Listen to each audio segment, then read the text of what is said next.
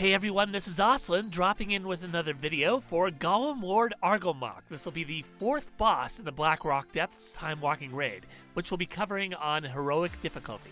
Now, if you thought Lord Incendius was a problem, these next two bosses are going to get interesting. But for now, don't forget to hit that like and subscribe button to show your support for future content and help us grow the channel. Now, let's get started. Alright, to get you started here, this is going to sound absolutely crazy, but hold on to that lust until after Argelmach is dead. Argelmach is then going to turn into a spirit and inhabit 4 golems, 2 of which the raid will need a tank and focus on. The 4 golems will be Magmatron, Toxitron, Electron, and Arcanotron. Magmatron and Arcanotron will be the only 2 golems you need to focus on directly during this encounter, but that doesn't mean you can ignore the others. Let's start with Arcanotron. The first ability we need to cover is Arcane Overcharge. Arcanotron is going to teleport to the middle of his respective section and start shooting arcane orbs all around him. This ability will deal 2.9 million damage to all players. When the arcane orb fires out, it'll highlight an arcane circle next to the boss, and if the active tank soaks this, it will mitigate the damage to the raid. However, each time this orb bounces, it's going to get faster.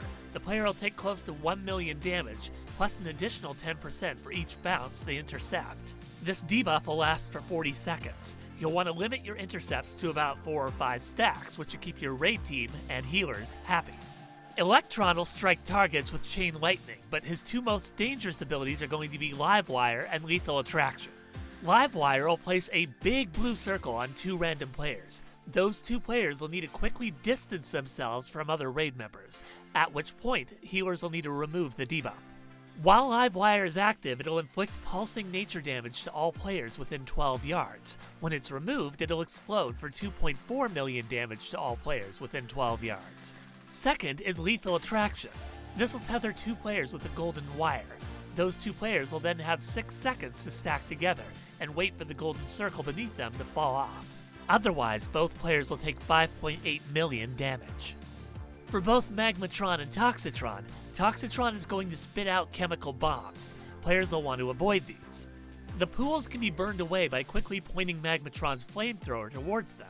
This ability doesn't last long, so tanks will want to line up the boss with a batch of poison pools and then burn them away when flamethrower goes off. For our damage dealers, the tank is going to have a lot of ground to cover, and not much time to cover it, so this is going to be on you to ensure that you aren't standing in the flamethrower pathing. The more of these chemical pools that remain, the more damage that Magmatron will inflict on incineration. This will deal 3.6 million damage, which is amplified for each chemical pool still active. Players will want to hold on to their defensives for this ability. At the same time, the tank is going to be taking a stacking debuff called Melt Armor. This will cause the player to take 2% increased physical damage up to 100 stacks. Geared tanks should be safe to taunt swap at 70 stacks, but tanks fresh on heroic gear may want to swap at 40 to 50 stacks. For everyone else, Toxitron will also cast Poison Mist on players. This will inflict moderate nature damage to all players and leave behind a permanent poison-soaked debuff of ticking nature damage every second. The only way this debuff can be removed is by stepping into the flamethrower for 1 tick of damage, then stepping back out. If you're having difficulties lining up with your tank during flamethrower, just stand near a chemical pool close to the boss and let the poison wash away as a gentle heat wave brushes along your skin.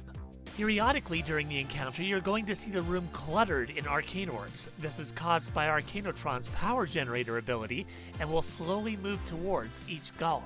If these orbs touch any of the golems, they'll increase their damage inflicted by 12%, stacking up to 5 times. However, players can and will need to intercept these to receive that 12% damage buff instead, stacking up to 5 times. Lastly, and most importantly, just be sure to keep the golems distanced from one another during the encounter. The golems share a health pool, but you don't want to stack them together to cleave damage. This is because of the Golem Overdrive ability, and golems within 10 yards of one another will have their damage increased by 100% and attack speed by 50%.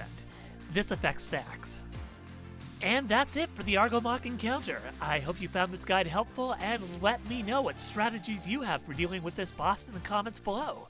Until next time.